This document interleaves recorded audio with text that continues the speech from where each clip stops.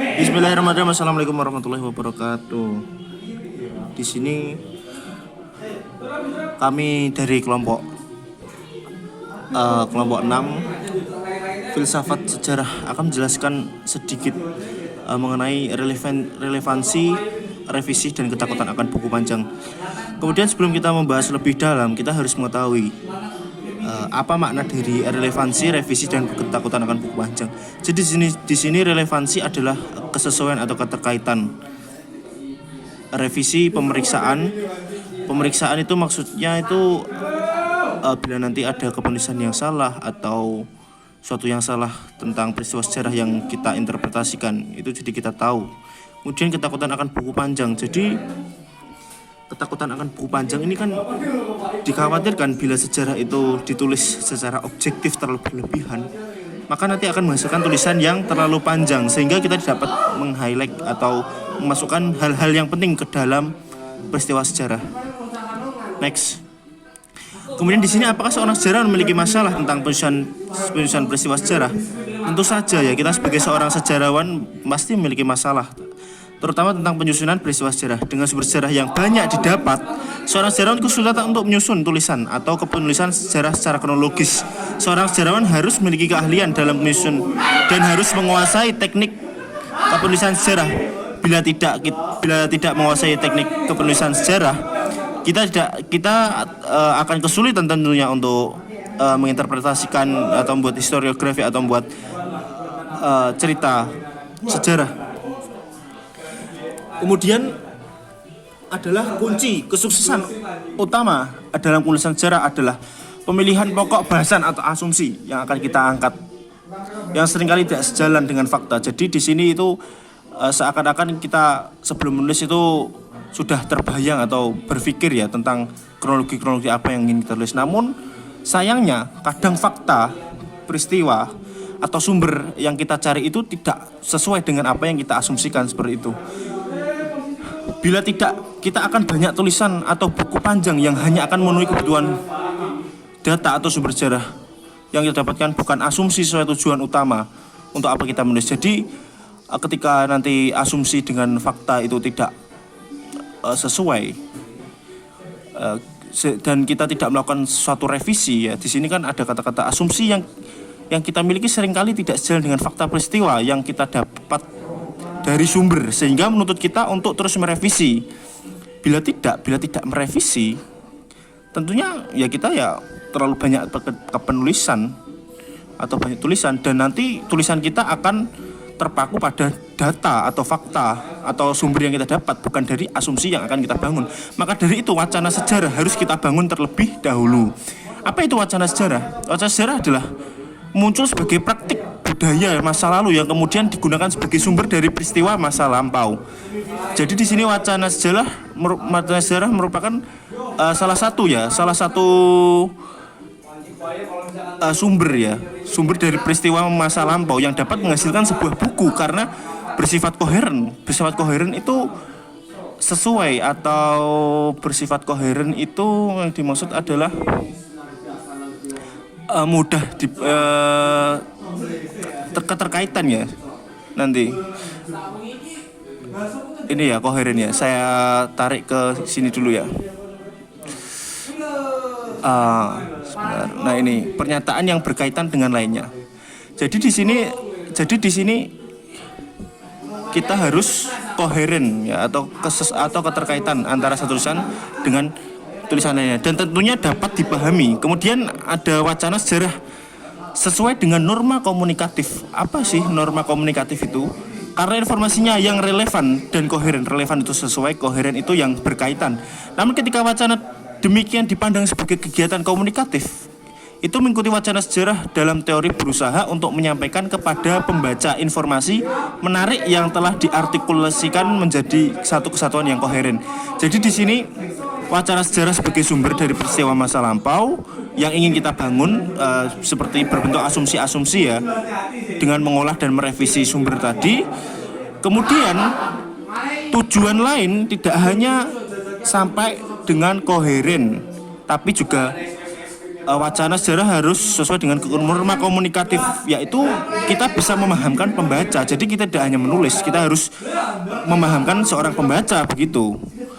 Di sini Hayden White menyeratkan dalam esainya The Politics of Historic Interpretation, Discipline and the Sublimation bahwa sejarah memiliki pilihan apakah akan membuat kebingungan seperti itu. Jadi peristiwa yang kita tulis itu dapat dipahami atau tidak seperti itu. Kembali ke wacana sejarah kita, fungsi dari wacana sejarah adalah untuk mengomunikasikan informasi yang relevan, koheren, tapi tidak terlalu skematis tentang masa lalu. Jadi di sini itu kita penting ya, tidak hanya menulis. Jadi kita itu dapat memahamkan sehingga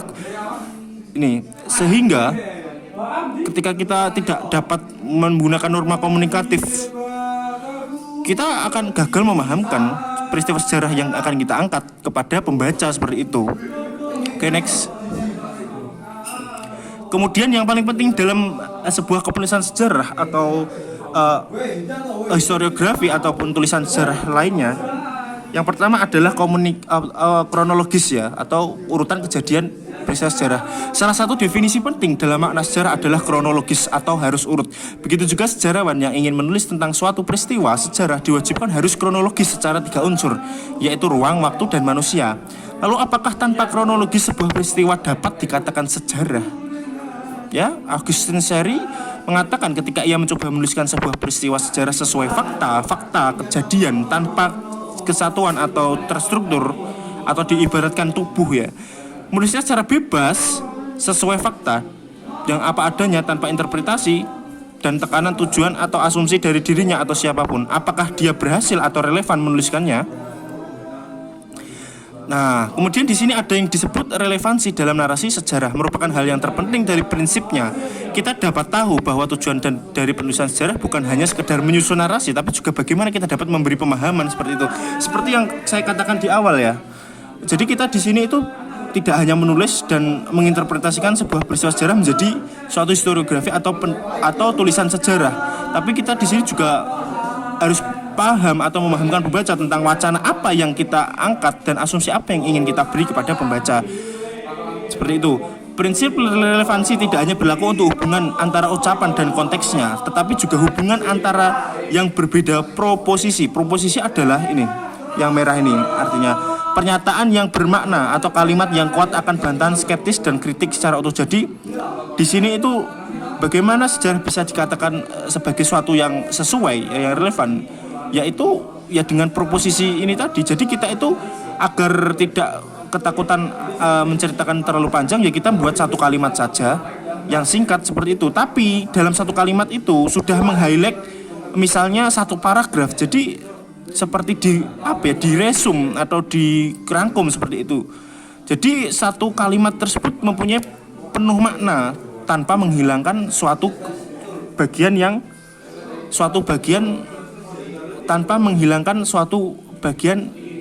lainnya. Semisal kita berbicara tentang Kerajaan Demak. Kerajaan Demak kan ada suatu pola, yaitu masa berdirinya, masa kejayaan, dan masa keruntuhan. Jadi dalam satu kalimat itu kita itu harus dapat menyajikan berdirinya, masa kejayaan, dan masa keruntuhan. Jadi di situ penuh makna. Kita tidak akan ketakutan akan cerita sejarah yang kita buat terlalu panjang seperti itu. Jadi harus proposisi ya, pernyataan atau suatu kalimat yang di dalamnya itu penuh dengan makna tanpa menghilangkan suatu bagian lainnya yang penting, atau tidak menghilangkan sesuatu. Misalnya masa kejayaannya tidak kita tulis, ya itu tentu tidak relevan. Di mana sebuah pernyataan terdiri dari proposisi yang berbeda. Pembaca atau audien mengharapkan ini untuk membentuk bukan hanya urutan yang terbatas, tapi juga koheren. Jadi di sini kita selain menulis secara kronologis, kita harus proposisi ya, agar tidak terlalu panjang, agar relevan. Tetapi selain kita harus menulis dengan relevan, dengan proposisi atau suatu kalimat yang penuh makna, tapi di sini kita harus koheren ya, pernyataan berkaitan dengan lainnya. Seperti saja kita menuliskan tentang Orde Baru ya. Di Orde Baru itu kan ada pendidikan. Misalnya kita ingin bahas politik, bidang politik dan pendidikan. Jadi dalam bidang politik itu harus ada keterkaitan tentang pendidikan seperti itu. Jadi kita tidak bisa memisahkan antara keduanya. Jadi harus selalu berkaitan ya antara suatu peristiwa dengan peristiwa lainnya, itu harus ada keterkaitan atau secara kronologis, atau biasa kita sebut sebagai koheren atau yang berkaitan antara satu sama lainnya. Kemudian sebagian besar orang setuju terkait alur sejarah yang seharusnya bergerak lurus atau tidak abstrak. Ya, jadi alur sejarah itu seharusnya bergerak lurus ya. Bergerak lurus itu terstruktur, jadi lurus menyerupai pola. Misalnya ada masa berdirinya, masa kejadian dan masa runtuhnya. Jadi tidak abstrak.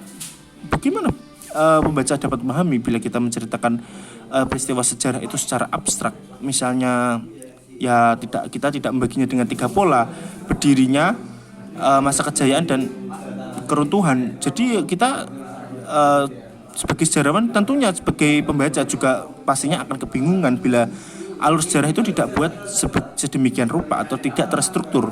Tidak lupa harus tersusun dan terstruktur ya. Ini penting ya bagi penulisan sejarah ya. Sejarah yang relevan seperti itu. Keberadaan filsafat tentu sangat membantu para sejarawan untuk menguak takbir misteri yang berada di balik peristiwa. Jadi keberadaan filsafat ini tentu sangat penting juga ya, dan membantu para sejarawan ya untuk kritis, tidak hanya kita menyajikan sesuatu secara kronologis saja, tapi juga menguak misteri, latar belakang, atau kemungkinan ada sesuatu yang ingin kita pertanyakan. Misalnya ketika kita membahas tentang berdirinya kerajaan Demak, kita harus menjelaskan secara signifikan ya, apa sebabnya kok kerajaan Demak itu berdiri, siapa pendirinya, kenapa dinamik kerajaan Demak, dan kenapa harus berdiri seperti itu. Jadi ada sesuatu yang harus kita pertanyakan seperti itu. Kemudian sejarah seharusnya tidak terlepas dari subjektif dan objektivitas. Itu pasti. Subjektif adalah asumsi dari diri kita, objektif adalah peristiwa yang benar-benar terjadi atau realita. Namun sering kali kita juga terjebak dalam ambiguitas dikarenakan kurangnya bukti yang ada. Jadi bila sejarah itu kebanyakan subjektif atau asumsi dari diri kita, ya tentunya ya sangat ambigu ya. Cerita sejarah akan mengalir sesuai dengan apa yang kita inginkan saja, seperti itu, tidak objektif. Dan bila buktinya kurang ya tentu saja kita bisa mendapatkan cap subjektif. Dan lebih parahnya narasi sejarah yang terbangun dari asumsi dan wacana terlalu bersifat hipotesis dan dugaan. Jadi sejarah bila terlalu banyak unsur subjektifnya, maka di sini hanya bersifat dugaan saja, tidak objektif atau tidak sebagaimana mestinya peristiwa itu terjadi tanpa kita menyertakan bukti ya. Apalagi jika bukti itu tidak ada, jadi ya kita hanya omong kosong.